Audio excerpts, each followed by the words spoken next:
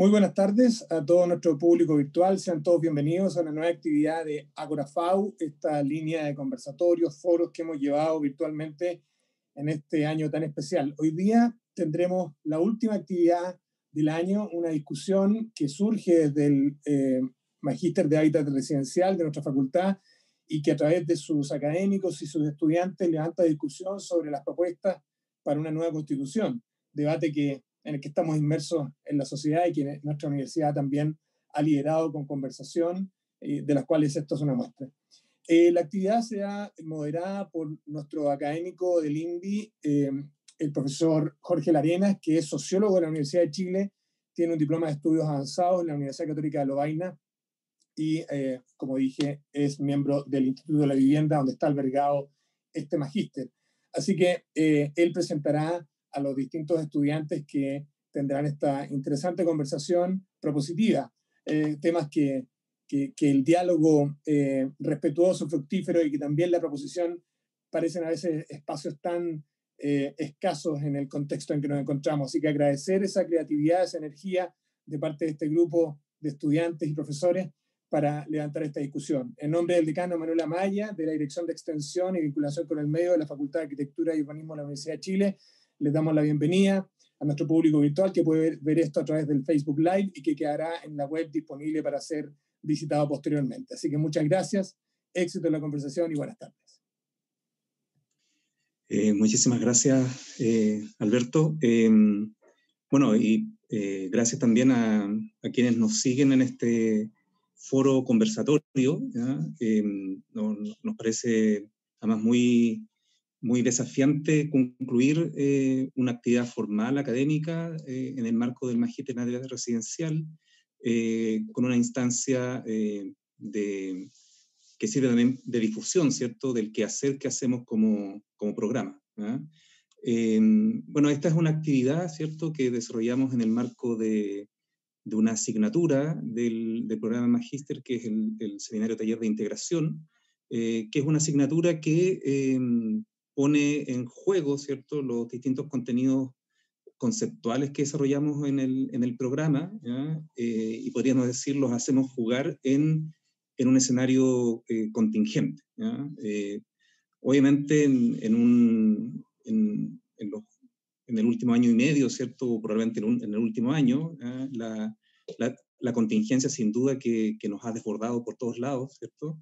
Y esa contingencia se expresa en lo que ya fines del año pasado denominábamos, ¿cierto?, el momento constituyente en el cual nos encontramos. En una primera fase probablemente una discusión más gruesa, más genérica, y en la medida que nos íbamos involucrando efectivamente como sociedad en un escenario concreto de discusión y de redacción de una nueva constitución, hemos ido avanzando de manera más precisa, ¿cierto?, más prolija en entrar en el juego, ¿cierto?, de la propuesta. Y en ese sentido, este año, con los estudiantes, ¿cierto?, las y los estudiantes, hemos intentado desarrollar una propuesta que tiene complejidad, que emana, ¿cierto?, de un enfoque específico, que es el enfoque de hábitat residencial, y que obviamente busca instalar algunas propuestas en el ámbito, podríamos decir de manera más general, que tiene que ver con el hábitat, el habitar, el territorio. Y en ese sentido las propuestas que emanan, ¿cierto?, del curso, que es una cuestión que a mí me parece interesante, ¿cierto?, no se remiten a una cuestión, podríamos decir, exclusivamente de derechos, no se remiten a una cuestión meramente sectorial, sino que intenta plantear alguna perspectiva conceptual de más largo alcance, que busca entrar en disputa con los principios, los valores, ¿cierto?, las orientaciones que nos han guiado como sociedad en los últimos 40 años, y ahí creo que hay un valor muy relevante. Además, es una propuesta que ha surgido de un espacio disciplinar diverso. Nuestros estudiantes, ¿cierto?, provienen de la geografía, del diseño, de la arquitectura, del trabajo social, de la psicología, y y efectivamente ahí se genera una discusión, yo diría, muy, muy interesante, muy amplia, muy compleja a la vez, ¿cierto? Y creo que también amerita en esta instancia felicitar a nuestras estudiantes y nuestros estudiantes, ¿cierto? Felipe Aguilera, Felipe Ábalos, ¿cierto? La Fernanda Corrini, Fernando Guayquiñir, Claudio Olivares, Christopher Recabal, Diego Rego y Aranca Cherpin. Felicitarlos, ¿cierto? En esta instancia, más en un escenario complejo, ¿cierto? Porque efectivamente hemos generado una discusión, yo diría, muy cercana, en un contexto donde la mayoría no nos conocemos entre nosotros presencialmente, que es un elemento, yo diría, que también es importante de destacar. Y antes de pasar a la presentación, que nos harán Claudio Olivares y Felipe Ábalos, también agradecer a personas que nos han colaborado en este proceso, que han colaborado muy amablemente y muy comprometidamente. Estoy hablando de José Valenzuela, que trabaja en la Municipalidad de Cerro Navia, Francisco Letelier, de la Universidad Católica del Maule, Verónica Molina, ¿cierto?, que es una líder de la comuna de San Miguel, con una larga trayectoria en trabajo territorial feminista, David Blanco, que es un abogado que también tiene una larga participación en temas constitucionales cuando empezamos a discutir esto hace varios años, cuando apareció el marca AC, ¿cierto? Natalie Harpa, trabajando en el tema de salud en resistencia, y la cientista política Susana González. Así que también agradecer el compromiso que tuvieron con nosotros en la colaboración, en las lúcidas ideas que nos plantearon para avanzar en lo que finalmente presentamos hoy día, que también creo que es importante señalar que esto es un proceso. O sea, lo que planteamos no intenta ser definitivo, no intenta ser la verdad, sino que es una propuesta que busca efectivamente incidir, pero que es una invitación también a la discusión sobre este proceso constituyente. Así que, sin más, dejo a las y los estudiantes para la presentación.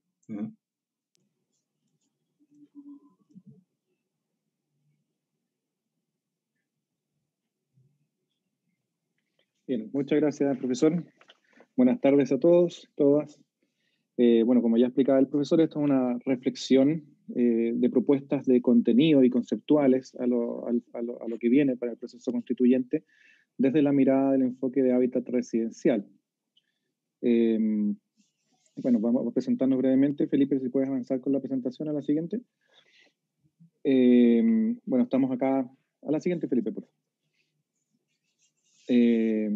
Bueno, el profesor Jorge Larena, a quien agradecemos la guía, el trabajo guía, digamos, dentro de estos 2 semestres de curso. También a Felipe Ábalos, arquitecto dentro de este grupo y esta generación que aprovecho de decir, no nos hemos visto en persona todavía, así que hemos hecho este trabajo todo vía plataformas digitales, como parte de este nuevo habitar. Aranca, que es geógrafa. La siguiente, por favor. Christopher Recabal, ahí están salen los intereses de cada uno, que es trabajador social. Felipe Aguilera, arquitecto. Diego Rego, también arquitecto. Fernanda Corrini, psicóloga social. Fernando Guayquiñir, geógrafo. Y bueno, Claudio Olivares, yo, diseñador en comunicación visual. A continuación, bueno, les vamos a presentar un poco el proceso que ha tenido esto. Tomamos como base lo que ya hicieron nuestros compañeros de la generación anterior, el 2019, en este proceso reflexivo pre-pandemia con respecto al proceso constituyente, y es producto también de una reflexión grupal que hemos desarrollado durante estos 2 semestres. Y dentro de esas actividades, ya, bueno, Jorge mencionó a los invitados que tuvimos, socializamos y compartimos, abrimos nuestro proceso reflexivo con estudiantes, dirigentes sociales, investigadores, políticos, entre otros. Y finalmente esto termina con una divulgación de esta reflexión, de este curso, para ojalá poder hacerle llegar a las manos de la mayor cantidad de personas que podamos, para presentarse como insumo, digamos, y ojalá se puedan transformar, si tienen sentido, al menos ayuden a la reflexión de una nueva constitución. Bueno, ¿y qué es lo que nos mueve? Finalmente centramos esto en un concepto, y tomamos el concepto del buen vivir, básicamente, pero como concepto político, digamos, porque buscamos en él dar cuenta de una posición respecto a cómo es justo articular la vida hoy, saliendo de un esquema estrictamente productivista y economicista, y dar paso a poner en el centro las interrelaciones, las interdependencias que existen entre personas, entre seres vivos, la naturaleza y las cosas de manera integral, digamos, para poder sostener la vida. Y planteamos eso en tres dimensiones, digamos. Primero, está todo basado o sustentado, podríamos decir, en la construcción de lo común. Y que podríamos hablar también de una reconstrucción de lo común, entendiendo que parte del éxito del modelo que actualmente nos rige fue derribar completamente el sentido de lo común y llevarnos a los individuos a intereses particulares, por supuesto, muy diversos que nos han debilitado como sociedad. Por lo tanto, esta propuesta, en base a la construcción de lo común, implica un reconocimiento a un nosotros, a un sujeto común, en estas condiciones de interdependencia y cooperación social. En segundo lugar está el eje que es, o la dimensión de un país que cuida, digamos, que invita a poner los cuidados en el centro. Eso significa repensar los modelos sociales, económicos y políticos de nuestra sociedad para reevaluar la interdependencia en las personas, grupos y comunidades, y también incluyendo la naturaleza. O sea, digamos, es la parte como clave en esa línea. Por eso esta propuesta considera a los cuidados como un asunto social, económico, político y ecológico, clave, digamos, para la reproducción de nuestra sociedad y la vida. Y finalmente, la tercera dimensión tiene que ver con la participación política. Y acá también hay una recuperación, entendiendo que la política está tan, como concepto, debilitado, podemos decir, por un lado, pero al mismo tiempo también vive en una burbuja la política. La capacidad de hacer política se la tomó una élite, digamos, y vive ahí en una burbuja bajo ciertas reglas.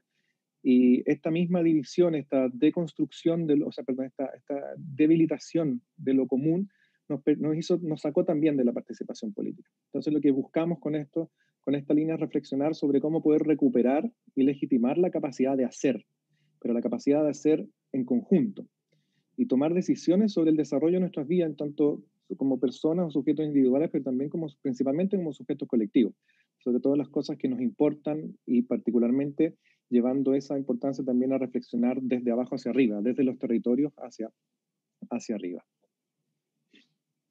Felipe. Gracias, Claudio. Bueno, habiendo planteado ya anteriormente estos principios y valores, consideramos relevante entregar propuestas que son más específicas con el objetivo de que éstas sean discutidas en el proceso de elaboración de una nueva constitución. En el eje de construcción de lo común, tenemos 4 puntos: plurinacionalidad, multiculturalidad, inclusividad y economía solidaria. La plurinacionalidad se refiere al reconocimiento en derecho de las diversas naciones, donde cada una debe ser reconocida, respetada e incorporada desde sus particularidades. También apunta a la comprensión de las demandas de los pueblos originarios y la consagración de sus derechos como estados, por lo cual reconoce la autonomía y la autodeterminación de los diversos estados que componen Chile. La multiculturalidad y su noción permitiría reconocer el hecho social de la diferencia cultural, estableciendo una igualdad entre las diversas expresiones culturales, étnicas, amparadas por el derecho constitucional. La inclusividad se considera una noción base para el reconocimiento legal y pluralista de la diversidad en diferentes esferas y escalas, avanzando hacia el respeto y cuidado de la misma en las distintas esferas o escalas del marco legal. Por otro lado, las economías solidarias, que permiten avanzar hacia un modelo económico de desarrollo sostenible para el buen vivir, el cual es compatible con los requerimientos socioecológicos, que harán frente a los efectos adversos del cambio climático. Estas actividades de satisfacción de necesidades incluyen el reconocimiento, protección y fortalecimiento de las diferentes formas de vida no humanas que habitan en nuestros territorios y las relaciones que se establecen en él. Por lo tanto, se considera fundamental que se pueda mantener un equilibrio que permita sustentar las propias existencias y de otras entidades mediante el reconocimiento también de la agencia de lo no humano. Ahora, en el eje Un país que cuida, la propuesta del reconocimiento de la diversidad de formas y proyectos de vida apunta a ser un motor fundamental para el desarrollo de las sociedades, promoviendo instancias inclusivas para las disidencias y teniendo un enfoque de reparación en favor de los pueblos históricamente excluidos por el sistema dominante. Esto incluye también a los significados y a las prácticas que son consolidadas por las sociedades de acuerdo a la multiescalaridad del hábitat residencial y comprendiendo su dimensión temporal. Por otro lado, los derechos de la naturaleza, que apuntan al reconocimiento de los ecosistemas y sus diferentes componentes. Esta noción se aleja de una noción mercantilista, sino que se centra en la naturaleza como sostén de la vida y del buen vivir planetario. Para ello, la existencia de una ecología constitucional bien definida en el plano jurídico permite inscribir los derechos de la naturaleza en un contexto no solo local, sino que de responsabilidad global. Por otro lado, la salud integral, que está compuesta por diferentes tipos de salud, la física, la mental, la psicoemocional, la comunitaria, la económica y la salud de la naturaleza, nos permiten avanzar hacia el buen vivir. Y, por ejemplo, se busca atender a la disminución de la exposición desigual de los diferentes grupos sociales con condiciones de vida menos saludables, que ha generado diferentes vulnerabilidades acumuladas a lo largo de la vida de las personas. La equidad es un concepto que contempla, como dice aquí, la promoción de acciones de desarrollo integral, priorizando a las personas y a los grupos que tienen menores ingresos y en general mayores problemas con la satisfacción de sus necesidades materiales, sociales y espirituales, y goce pleno de sus derechos fundamentales. Esto es necesario mencionar que esto no solo se relaciona con el acceso a oportunidades y recursos, sino que también en términos culturales e identitarios, reconociendo el carácter pluralista de la sociedad y los territorios en condiciones que no privilegian a ninguno sobre otro. Por otro lado, la solidaridad, un concepto que incorporamos a partir de Solidarismo Chile y Pablo Raceto, es el concepto de una relación interpersonal de apoyo o colaboración basada en un sentimiento de pertenencia hacia una unidad común. Esta unidad común implica necesariamente la conformación de un compromiso fuerte, un compromiso mutuo, basado en principios éticos y el desarrollo de actividades en conjunto.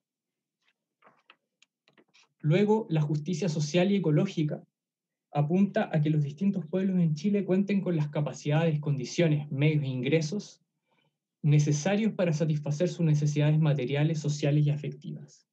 Pero esto también implica reconocer una pluralidad económica, social, jurídica, política e individual.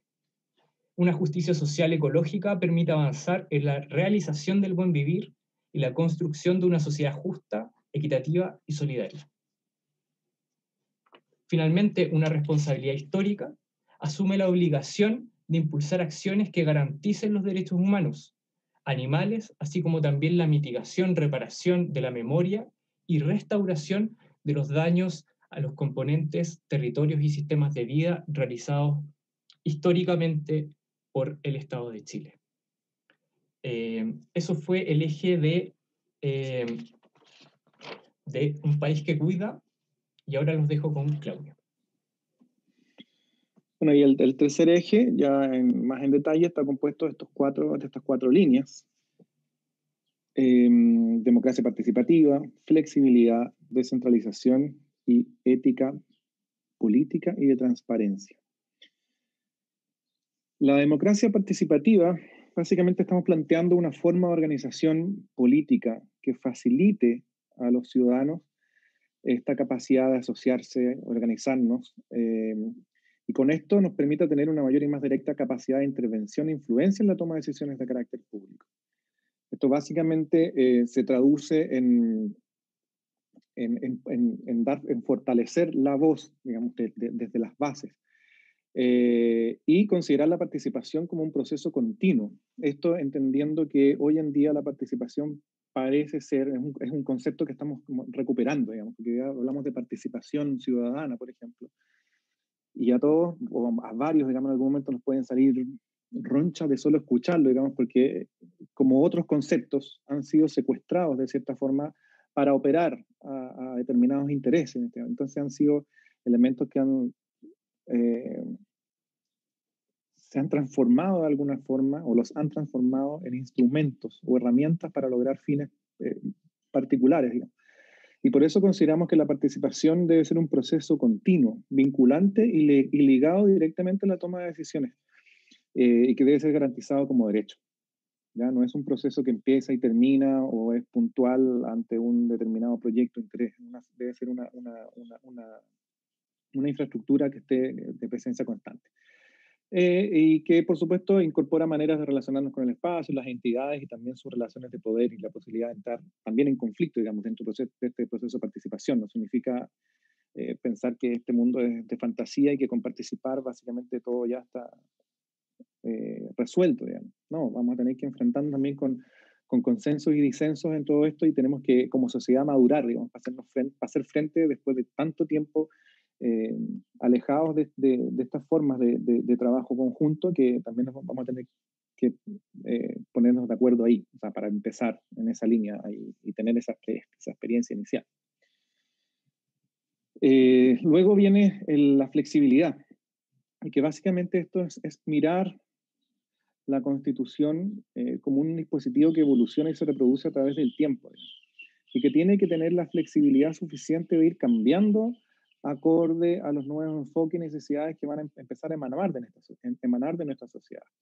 Es decir, no podemos, y aquí viene quizá una reflexión que ha salido en varios lugares también, pero no podemos pretender que esta Constitución que vamos a escribir y ojalá se apruebe y todo prospere, digamos, va a ser la Constitución que nos va a regir así tal cual los próximos 40 años. O sea, no, probablemente necesite ajustes y cosas en el corto plazo incluso. Por lo cual es importante dotarla ahí de algún dispositivo que permita activarse y finalmente lograr cambios sin la fricción o el dolor, digamos, que hemos tenido en el último tiempo, digamos, que ha sido un proceso difícil. Y la verdad es que no queremos que ese dolor sea en vano, digamos, y no tenemos que pasar por ese nivel de estrés cada vez que queramos hacer una modificación, o no es que queramos, en el fondo sea necesario hacer una modificación. Y dentro de esta flexibilidad aparece nuevamente la figura de una defensoría del pueblo, digamos, algún tribunal cuidador de la Constitución. Estamos hablando de los guardias que existen hoy, digamos, sino que cuidadores que velan tanto por su cumplimiento, pero que reconocen en sí también la necesidad del cambio. O sea, aparte de cuidar la Constitución, es también entender que en algún momento necesita mutar y necesita crecer también, crecer o evolucionar junto con los cambios sociales. Entonces, eso se traduce finalmente en garantizar mecanismos permanentes para su revisión, consulta y modificación. Luego está el concepto de descentralización, que básicamente es distribuir el poder. Distribuir el poder, pero no el poder, digamos, como está entendido hoy, digamos, sino que esto es el poder, o pensemos la capacidad de los habitantes de influir o hacer mismo política desde las bases, digamos. Y esto por supuesto, implica que como país tenemos que reconocer las particularidades y la autonomía de los territorios, ¿ya? Y desmarcarnos de este presidencialismo y esta estructura vertical centralista que nos rige hoy, digamos, donde la diversidad de nuestro país que tanto se habla a nivel turístico o extractivista, queda invisibilizada cuando se trata de la cultura de las personas y de las formas, digamos, que habitamos nuestro territorio en esta geografía y paisaje cultural tan diverso. Y esto implica, por supuesto, la autonomía institucional, Entonces, si queremos construir democracia desde los territorios, corresponde, digamos, dar mucho más fuerza a las instituciones a nivel territorial. Y el cuarto eje, digamos, es ética y política de transparencia. ¿Y qué buscamos con esto? ¿Cuál es la propuesta? Es recuperar la educación cívica, arrebatada, por supuesto, posterior a la dictadura, y proponiendo como centro o como nuevo, con una nueva mirada, digamos, que con un enfoque en educación comunitaria. Y esto implica, por supuesto, incorporar el respeto a la autonomía y desconcentración en la toma de decisiones. Eso es, y bueno, tenemos que pensar, como les contaba recién, ir más allá de esta nueva constitución, digamos. O sea, entendemos que esta nueva constitución es solo una parte de los procesos y acciones necesarias para avanzar en la transformación del país. El país, así como la ciudad, está en constante transformación, y lo importante es que vayamos, digamos, como sociedad y como naciones, manejando y navegando, digamos, de la mejor forma esos procesos sin las rigideces que nos han regido hasta hoy. Y finalmente lo que apostamos es por, de nuevo, una recuperación de hacer política, recuperar la palabra de la política, el concepto de la política, como la capacidad de poder trabajar en conjunto.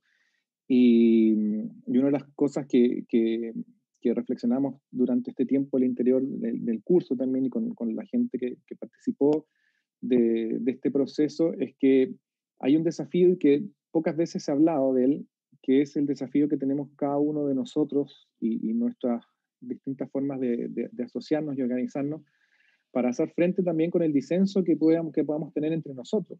Porque, como los decía al comienzo, el gran éxito de este modelo fue desbaratar el trabajo desde lo común. Y recuperarlo va a ser un desafío bonito, difícil al mismo tiempo, pero va a ser un desafío importante, y tenemos que trabajar en esa línea con fortaleza, digamos, porque somos una nación que sí le falta poder, para recuperar, digamos, la confianza, para recuperar el trabajo en conjunto, tenemos que ejercitarlo, y ejercitarlo, por supuesto, el organizarnos nuevamente va a requerir harto coraje, creo yo, para salir adelante en este proceso que nos abre puertas, pero a caminos bastante nuevos como país. Esa ha sido nuestra reflexión. Los invitamos a dialogar o mandar sus preguntas, comentarios y reflexiones a través del chat ahí de Facebook. Si hay gente conectada de otra forma, bueno, de ahí, como de donde estén conectados, y nada, con el resto de los compañeros y compañeras poder responder las preguntas que ahí vayan apareciendo.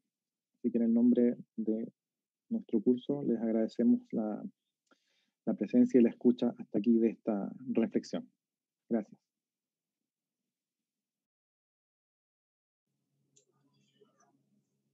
Muchísimas gracias, Claudio y Felipe, por la excelente presentación y representación del trabajo del semestre. Creo que hay hartos elementos que aquí se ponen en juego, ¿ya? Una pregunta que surge, ¿cierto? Que creo que puede ser interesante de avanzar en su discusión, ¿ya? Tiene que ver con la noción de lo común, ¿no? ¿Ya? Porque quizás ahí, si pudiéramos aportar en algunos elementos para una correcta, ¿cierto?, lectura de lo que estamos entendiendo por lo común, ¿no? Porque desde el sentido común, ¿cierto?, también puede situarse quizás en una cuestión de homologable, por ejemplo, a la idea de comunidad, ¿cierto? Pero aquí estamos hablando quizás de una cuestión de otro alcance, ¿cierto? Así que ahí dejo abierta la discusión con ese primer tema.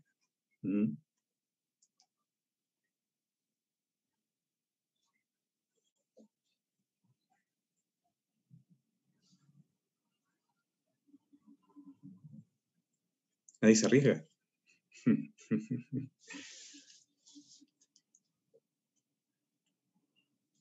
Yo creo que ahora podríamos estar todos con la cámara abierta, ¿no? Digo yo, para que sea más amigable, ¿no? ¿Yeah? Sí, bueno, en la línea que hemos estado reflexionando eso, si bien siempre hay bajadas y reflexiones con determinados matices u orígenes, la capacidad de lo común, yo creemos, como lo hemos conversado en el grupo, nace o está sustentada inicialmente en poder entender, en recuperar, digamos, dejar de empujar o desviarnos, digamos, a las singularidades de cada persona, de los sujetos, digamos, y poder entender que si nos ponemos de acuerdo en entender nuestros puntos en común, nuestras interrelaciones, en el fondo, nuestras interdependencias, particularmente incluso pensando ya en el enfoque de hábitat residencial, desde el entorno inmediato o el barrio, si nos vamos a analizar casos puntuales, ahí, y si uno lo quiere ver, hay debilidad, digamos, hay poca comprensión todavía, no digo que no haya, que no estemos camino a, pero hay poca comprensión de lo importante y lo poderosos que pueden llegar a ser las uniones de personas en poder intervenir y modificar la forma en que se está viviendo un territorio. O sea, es cosa de ver y analizar, por ejemplo, hoy día cuán debilitadas están, pese a la ley de copropiedad y todos los instrumentos que existen, cuán debilitados están los comités de copropiedad, por ejemplo. Entonces, las participaciones es muy baja. Todos en algún momento salimos y pedimos, y gritamos y luchamos por mayor participación, pero cuando toca participar muchas veces en el entorno inmediato es súper bajo. Entonces yo creo, y aquí ya es a título personal esta opinión, que hay desconfianza y hay poca, ay, se me fue la palabra, cuando no tiene poca, pesimista respecto es escéptico, digamos, hay mucho escepticismo respecto a lo que pueda llegar a lograrse. Y sucede que también los, entre comillas, liderazgos que surgen ahí o quienes toman las responsabilidades de representar a cualquier grupo social, también son altamente enjuiciados por el mismo tiempo por el solo hecho de estar ocupando ese espacio, entre comillas, de poder. Entonces ahí es donde yo creo que hace falta recuperar esas confianzas de base, para empezar a pensar también a mayor escala. A escala, con el estallido social, la escala a nivel nacional, por supuesto, ha sido importante, digamos, cómo pensamos lo común de eso, pero cuando nos tengamos que hacer cargo de esto en el área chica, llamémoslo así, va a requerir trabajo, y eso va a requerir tiempo, porque para luchar por lo común necesitamos dar nuestro tiempo, tenemos que entender que nuestro tiempo no puede estar 100% enfocado de las puertas de la casa hacia adentro, al lindo familiar, digamos. O sea, tenemos que recuperar ciertas actividades o ámbitos de nuestra vida cotidiana que estén dedicados a lo común. Entonces yo creo que hay parte como dentro de las cosas que hemos reflexionado en el curso, digamos, en esa línea, que suenan súper básicas aquí, pero que están debilitadas de cierta forma. Para complementar a mi compañero, yo creo que, y también se da en las reflexiones que nosotros tuvimos en el magíster en torno a este Chile en crisis, a propósito de lo que se vivió luego del 18 de octubre y lo que se vivió y se sigue viviendo con la crisis por la pandemia. En ese sentido, nosotros vimos que la emergencia de lo común se hizo patente mediante estas prácticas cotidianas que mencionaba Claudio, que hay que retomar y que hoy se vieron son de solidaridad, son de cooperación y de autoorganización. Y en ese sentido, como la evidente exposición que tuvo la estructura urbana chilena y las prácticas incluso de protección que se adoptaron, que se impusieron, pero que sobre todo se adoptaron por las personas para sobrevivir en este caso y no contagiarse del virus, hicieron priorizar estos comportamientos sociales más solidarios, que hicieron énfasis en estas nuevas formas de organización, de autoorganización, y que se confrontan con esta organización social que promueve el modelo, Entonces, esta emergencia de lo común es la emergencia también de una nueva identidad solidaria y autónoma de la sociedad, o al menos esa es la apuesta, que es lo común, la creación, más que la apuesta por algo que ya existe. Y yo creo que ese es un gran valor. Sí, solo para complementar muy brevemente, a mí me gustaría relevar como 3 conceptos derivados de la discusión que hemos tenido sobre lo común, que tiene que ver con la corresponsabilidad, es decir, cómo compartimos esfuerzos para construir algo en conjunto, pero también otro concepto que está dentro de estas propuestas más específicas, que es el de inclusividad. El concepto de inclusividad necesariamente reconoce la diversidad, y por lo tanto nosotros que dice Claudio que vamos a construir no es un nosotros homogéneo, sino que es esencialmente diverso. Y desde esa construcción diversa, incluyendo la corresponsabilidad, co-crear proyectos que fuesen no solo representativos, sino que significativos para el conjunto completo. Eso. Uh-huh. Muy bien, muy bien. Sí, aquí hay un comentario pregunta, ¿cierto? Que aparece en torno a, dentro del, más allá de la propuesta que estamos haciendo, ¿cierto? Se deriva de algún modo de lo que hemos planteado, pero cómo incorporar, más allá, ¿cierto? Que vamos a elegir a un conjunto de convencionales, cómo incorporar un mecanismo de monitoreo, de fiscalización, de acompañamiento incluso, ¿cierto? Del trabajo de los convencionales desde los territorios, ¿no? Efectivamente aquí no se trata simplemente, o no a propósito, ¿cierto? La idea de lo común, de recuperar la participación política, ¿cierto?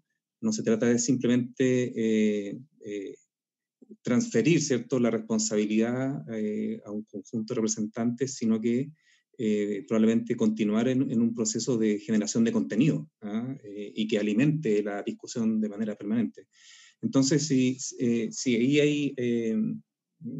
hay alguna idea, ¿cierto?, más específica respecto de cómo llevar adelante ese proceso, digamos, desde los territorios.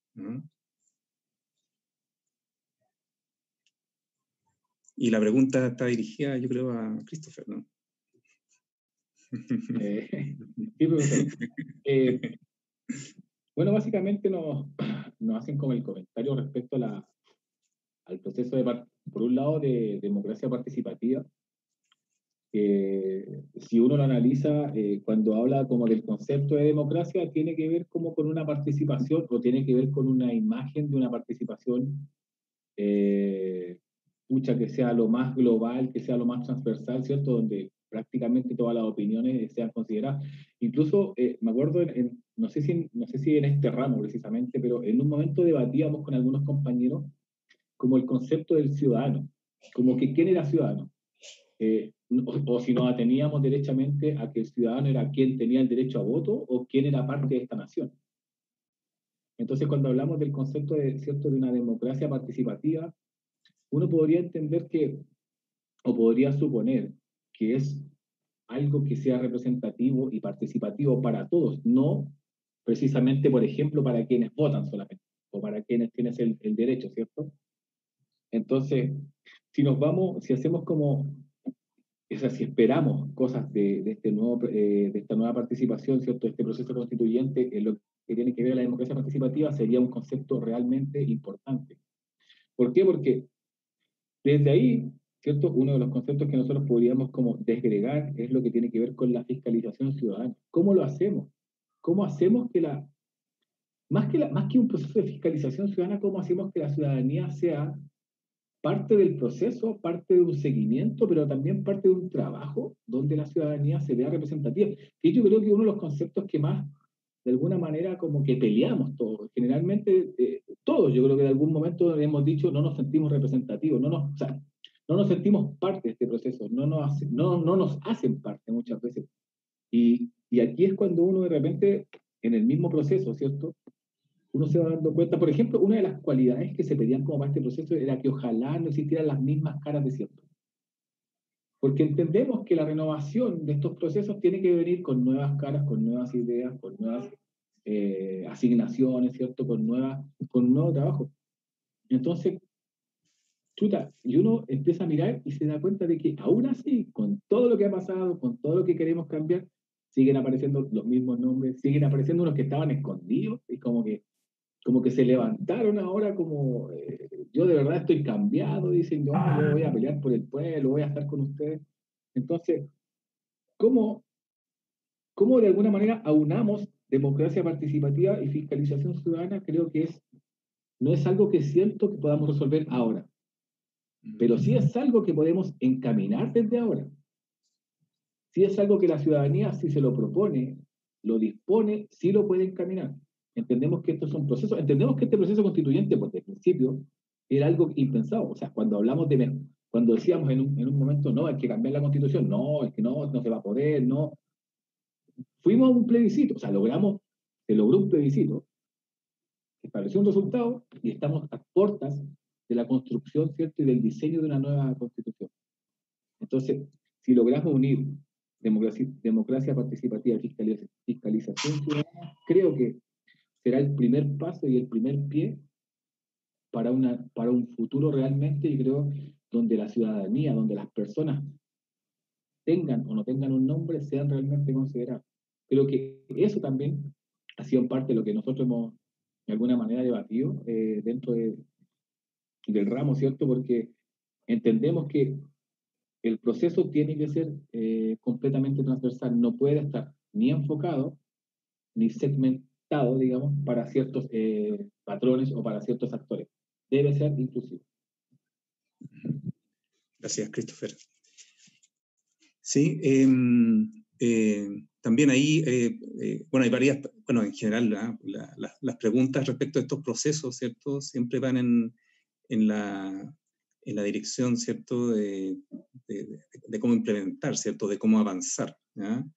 Y si bien uno podría decir que en términos muy, muy generales, y es un poco la discusión que hemos hecho, ¿no?, no en el sentido convencional respecto de cómo el modelo nos dice, ¿no?, que finalmente el factor de cambio está en el individuo, ¿no? No en ese sentido, pero sin duda que el principal mecanismo de avance, ¿cierto?, es efectivamente generando un compromiso, ¿cierto?, esta idea de la corresponsabilidad, de la co-creación, ¿cierto?, de pensar en esta idea de la producción, ¿cierto?, o la construcción de lo común, y un proceso paulatino. O sea, aquí quizás hay y con esto dejo de instalar también alguna reflexión, el camino que viene por delante no requiere de observadores, requiere de acción. Ahora, ¿cómo se produce esa acción? En el entendido también que casi todos los espacios de actuación, podrían ser más institucionales, están deslegitimados, ¿cierto? O sea, uno dice, no me inscribo en un partido, ¿cierto? O no participo en las instancias oficiales, ¿cierto? Entonces, ¿cómo se avanza en esa dirección a partir de la propia experiencia, ¿cierto?, que está consolidada en este pequeño colectivo, ¿ya?, pero que no por eso deja de ser importante, ¿ya? Así que ahí dejo abierta también esa pregunta. Sí, o sea, para complementar, y no sé si es como una pregunta, porque al final es como una reflexión gigante. Yo creo que todos nos hemos hecho a lo largo del curso y a la vez a lo largo también de nuestra vida profesional y quizás política, como esto de, bueno, cómo avanzamos, cómo vamos construyendo algo que sea común, algo que nos una, ¿cierto? Y ahí yo quiero como precisar que hoy en día igual han surgido demandas que se comparten, y creo que la apuesta es seguir reforzando cómo encontrar esas demandas sociales comunes y también poner mucho valor y yo creo que también es algo que a nosotros nos destaca como como claustro, como magíster, que tiene que ver con poner en valor la vida cotidiana de las personas, como vernos a nosotros mismos no solo como sujetos que producimos, sino que también reproducimos la vida. Y desde ahí es central como que las discusiones que se estén dando no solamente tengan que ver con las grandes cosas, sino que estas pequeñas cosas, pero que al final son las cosas que nos importan. Y yo creo que hoy en día ha faltado como, o nos hace falta como darnos cuenta de qué es lo que nos importa y que los espacios que hoy en día se abran de participación, ya sea como en los programas y ejecución de políticas o desde los gobiernos locales, en donde se abren instancias de participación, que son al final instancias de participación que están súper como pauteadas, controladas y que tienen un carácter informativo, consultivo, pero no de incidencia y no de toma de decisión, porque tampoco son espacios en donde hablemos de las cosas que de verdad nos importan. Entonces yo creo que hay que como seguir avanzando, seguir como tomándonos espacio y hablar como de estas cosas que sí nos importan. Creo que tener más instancias de diálogo, ya sea entre académicos, entre dirigentes territoriales, abrirnos a estas discusiones entre varios y varias y varias, es como hacia dónde hay que apostar, más allá del contenido, ¿cierto? Así como avanzamos, bueno, avanzamos conversando, dialogando, llegando a consensos. Y creo que se viene como un proceso igual de largo aliento. Yo creo que igual algunos somos un poco más críticos o suspicaces a todo lo que va a significar la elección de los constituyentes, ¿cierto? ¿Quiénes van a ser esas personas? ¿Nos van a representar o no? ¿Se va a poder levantar la inquietud, digamos, que existen en los territorios? En el fondo como para no reproducir esta lógica de que son algunos los que toman las decisiones y otros no. Entonces son grandes desafíos y la apuesta yo creo que es como a seguir dialogando, a seguir conversando y también sosteniendo, y esto es algo que conversábamos, también es importante sostener en el fondo las demandas sociales existentes hoy en día, como que sin movilización, sin seguir ahí estando presente, las cosas como que van a decantar. Entonces creo que hay que seguir. Y eso va un poco en la línea de otra pregunta que nos hacían, que era, voy aquí a meter la cuchara, que era como si creemos que las personas están listas psicológicamente para iniciar un proceso así, sobre todo en pandemia, sobre todo si no nos podemos juntar físicamente. Y yo creo que, no sé si hay un momento en el que estemos listos o no listos. Creo que los momentos son. Y si hay que ajustarse, si estamos en pandemia, si estamos separados, bueno, quizás lo común puede ser eso, que estamos lejos y tenemos que encontrarnos de alguna manera, como, no sé, además que es una pregunta tan personal además, pero yo creo que como colectivo sí podemos desarrollar las herramientas para como, esto lo estoy respondiendo de manera personal, no sé qué pensarán mis compañeros, pero siento que nunca hay momentos, nunca los momentos llegan nomás, así que hay que dar cara, como se dice. Sí, yo quería complementar eso, que me hizo mucho sentido una frase que le escuché el otro día a un académico español hablando temas de infancia. Y yo creo que lo resume muy bien y calza perfecto para esta reflexión, Fernanda, que tenemos que saber empezar, como sea que estemos, tenemos que saber empezar, porque otra oportunidad como esta que tenemos ahora no la vamos a tener.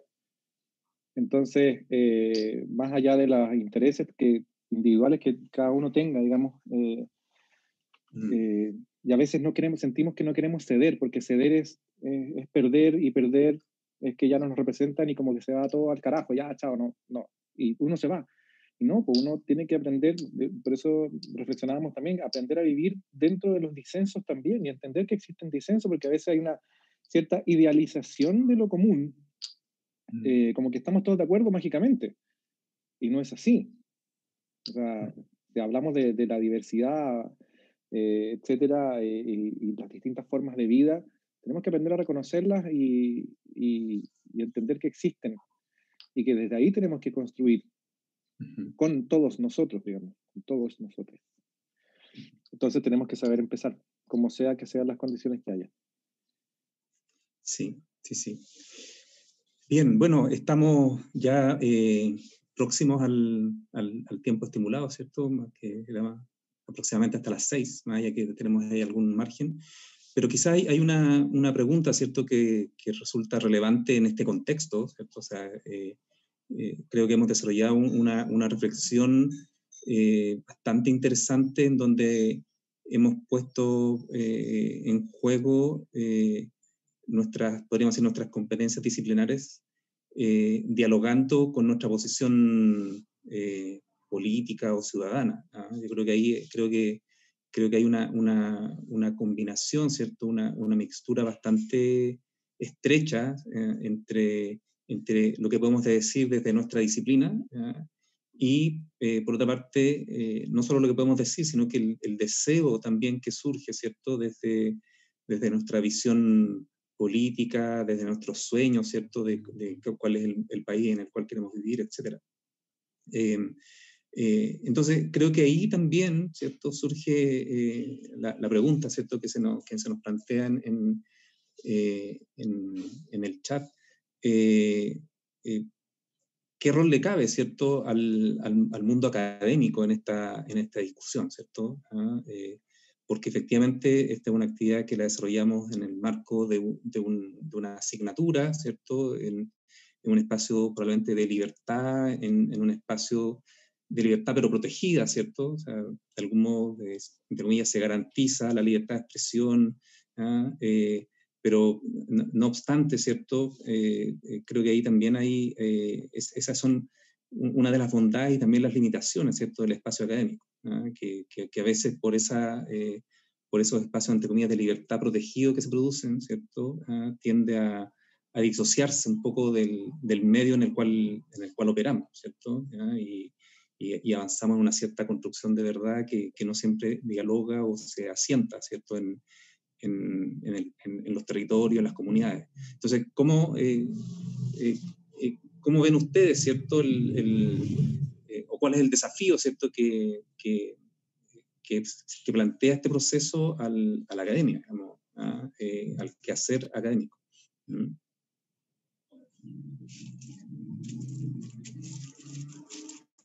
Con toda la libertad, por favor. Gran pregunta. Gran pregunta. Pucha, yo creo que la academia tiene que abandonar, creo yo, súper de título personal esto, pero dentro de este contexto académico, por supuesto, la posición de poder que tiene. Y yo creo que la academia debe estar más al servicio de identificar y descomponer las infraestructuras que hoy están operando a nivel social, en este caso. Nosotros, en este caso, como dentro de este magíster, poder más que nada actuar como facilitadores y mediadores dentro de los territorios. Y en ese sentido, como academia, no tomar al habitante como la herramienta que me permite investigar, no la herramienta, perdón, el recurso que me permite investigar, sino que al revés, llegar y ver cómo nos insertamos en una situación, en una posición de ir de articular cosas, ni siquiera de ir a aportar. Aquí yo vengo a aportar, ¿no? Yo vengo a primero aprender y después a articular y ver si es posible, ya con un conocimiento que me permita sistematizar, estructurar o definir ciertas cosas, dar fuerza a lo que está pasando ya en los territorios, digamos, o sea, dándoles mayor, apoyando a que haya mayor capacidad de influir en el mundo o en sus propios lugares, digamos. Y en ese sentido, como investigadores o futuros investigadores, creo que tenemos que ser invisibles. Tenemos que saber escuchar, conocer, observar y describir. Y eso implica involucrarnos, tener calle y terreno. Y ayudar a potenciar el conocimiento local. Nosotros no vamos ahí como expertos. Entonces yo creo que ese es uno de los desafíos más importantes en esa línea, creo yo.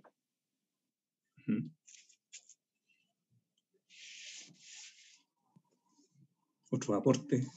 Entonces, bueno, siguiendo un poco lo que dice Claudio, que obviamente no deja de tener razón, yo creo que también una de las cosas que tiene que hacer la academia es buscar quizás la instancia o la forma de acercarse a la gente, de acercarse, digamos, de ocupar esta sabiduría o este conocimiento que tiene y que está constantemente creando y modificando, ¿cierto?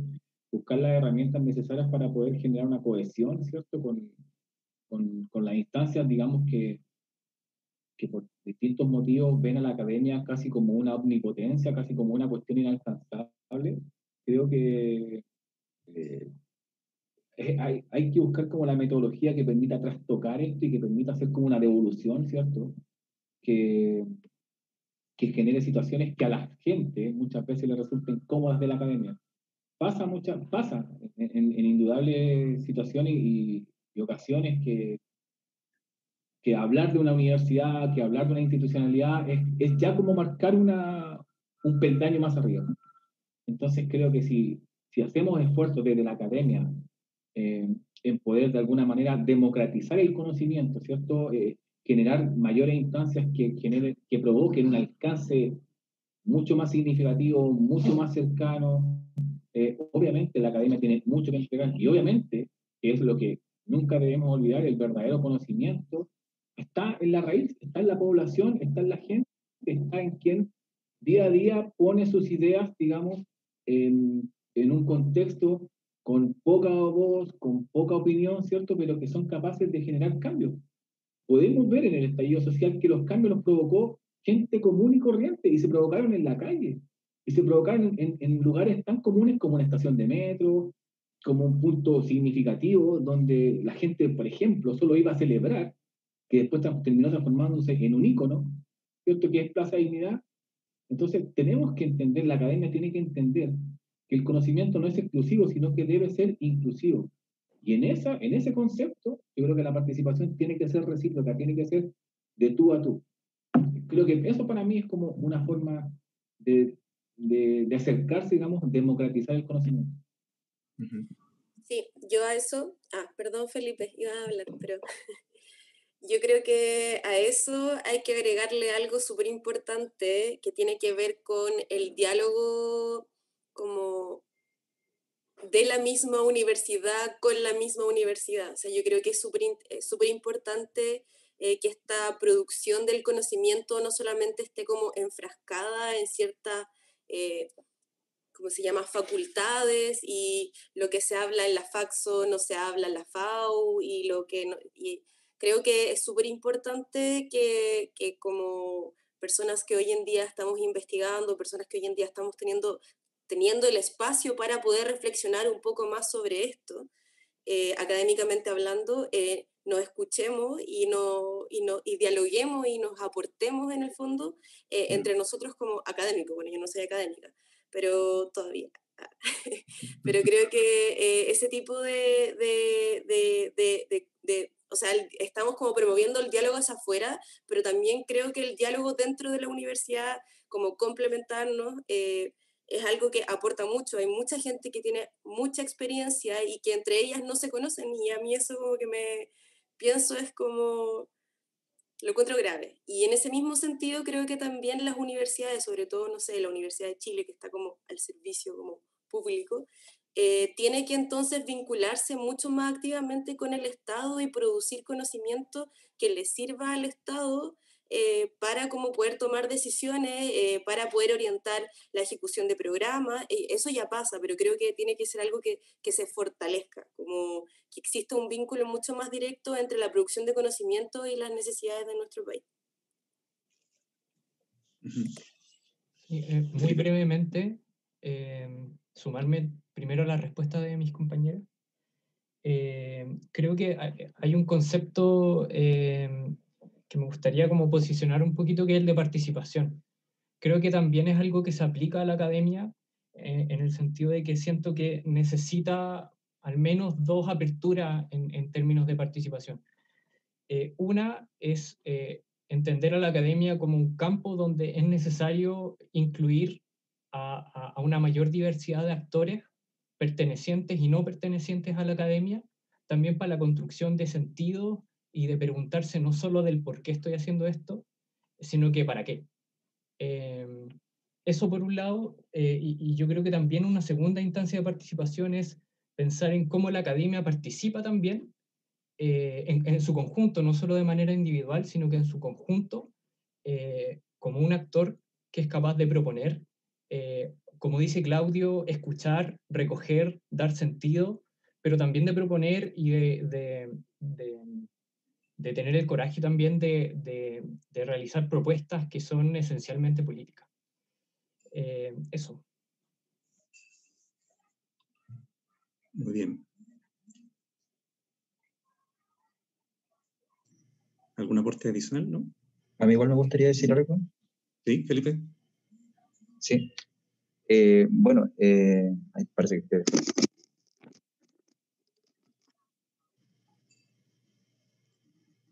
Ahí sí.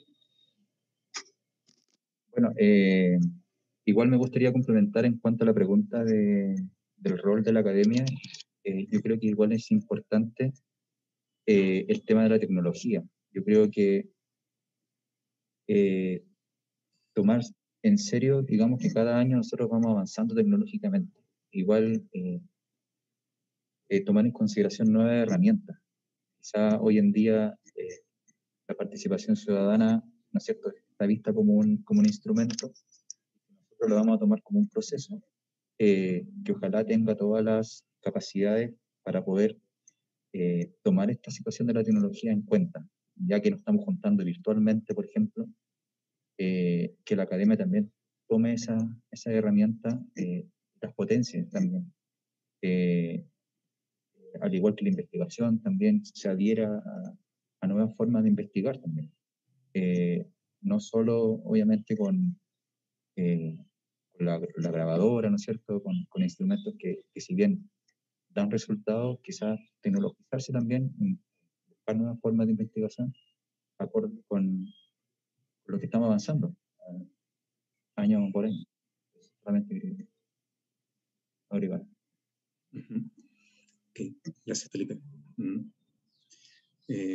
Bueno, comentar que Felipe está con mascarilla porque está en su lugar de trabajo en este momento. Así que agradecemos también la disponibilidad de destinar ahí unos minutos de trabajo a esta actividad. Y para complementar un poco lo que decía Felipe, es también el espacio para, o sea, hay que estar en la academia, digamos, en la academia muchas veces puede relacionarse con la obediencia de lo que se va aprendiendo, digamos. Pero es importante también abrirse espacios, y digo abrirse porque es quien investiga, tiene que también partir investigando principalmente desde la desobediencia, cuestionando. Y en ese cuestionamiento son esenciales también el cuestionamiento de nuestros métodos de investigación. Y si podemos cambiar los métodos para que también los resultados de esta producción investigativa puedan estar, no quiero decir antes, pero puedan estar a tiempo de lo que se necesita para producir los cambios. Y ahí yo creo que hay espacios importantes que insistir con más fuerza a la investigación en concurrencia con lo que se está haciendo, lo que se le llama investigación, acción, etc. Creo que ahí la investigación aplicada. Y creo que por ahí toca ir avanzando y generar conocimiento desde la práctica, con esos formatos o con esas metodologías más que formatos de investigación. Gracias, Claudio. Fernando, ¿querías aportar algo? Sí, a mí me gustaría señalar algo respecto a esto del rol de la academia y sobre todo en el contexto que Felipe mencionaba en torno a esto de las tecnologías, y es un poco el poder o el poder de ratificación y de veracidad que, entre comillas, la academia puede tener en estos contextos, en donde hay muchísima falsa información que se divulga, y en ese sentido creo que la academia también debe tomar un rol activo en el sentido de poder figurar y también pensar en formas de guiar en cierta manera como información correcta a la población. De todos estos discursos que están apareciendo constantemente en redes sociales, en distintas fuentes, incluso por personas que puedan tener algún poder de mayor difusión de mensajes, es súper importante que creo que la academia en estos contextos pueda tomar su rol de ratificación y de veracidad de la información por algún lado, y también sentido de legitimar también las prácticas que actualmente se están desarrollando, que muchas veces no son legitimadas como reales o como como que realmente no tuvieran una importancia, y en ese sentido creo que también la academia debe hacer una vista hacia estas cosas que no están siendo vistas, y poderle dar el peso, porque eventualmente la democratización de todos los procesos parte por ahí, también por otorgarle el peso político a las cosas que actualmente no la tienen, y otorgar las voces también a quienes no la tienen. En ese sentido creo que esos son los dos puntos que me gustaría señalar como el rol de la academia que debería tener en este contexto. Muchas gracias, Fernando. Diego. Sí, sumándome brevemente también a mis compañeros, en cuanto al rol de la academia, me gustaría hacer énfasis en la representación de la información que tiene la academia. Muchas veces se cae en tecnicismo, en muchas palabras técnicas, en cosas que para la población común eso un poco está alejado, no tan familiarizado. De esa manera quizás hay que producir nuevas observaciones, nuevas formas de representación que haga más cercana a la gente y de algún modo se pueda transmitir ese conocimiento mucho más llevadero y sea de mejor manera con los mismos habitantes, los mismos pobladores, con la misma calle. En ese sentido, no tanto genera información por tener un mayor currículum o tener un mucho más de informes, sino que sea compartido y a la vez pueda ser divulgado entre muchas personas y de esa manera, tal como dije, sea mucho más provechoso. Perfecto. Muchísimas gracias. Bien, estamos en la hora. Creo que ha habido ahí algunas preguntas o reflexiones, ¿cierto?, que se nos han compartido y que nos han permitido también complementar, aportar, avanzar en la discusión, ¿cierto?, en la perspectiva que se ha ido co-construyendo finalmente en el espacio, en el espacio del taller, ¿no? Creo que también ahí destacar que esta instancia, ¿cierto?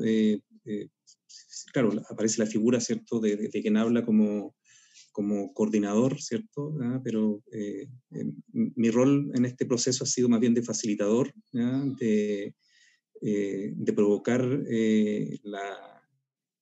que los estudiantes y las estudiantes puedan aportar, ¿cierto?, sus distintas perspectivas, ¿ah? Sus aportes disciplinares, sus posiciones, como hemos señalado, ¿ah? Y de algún modo creo que de lo que hoy día presentamos, a mí me cuesta identificar autoría, digamos, ¿ah?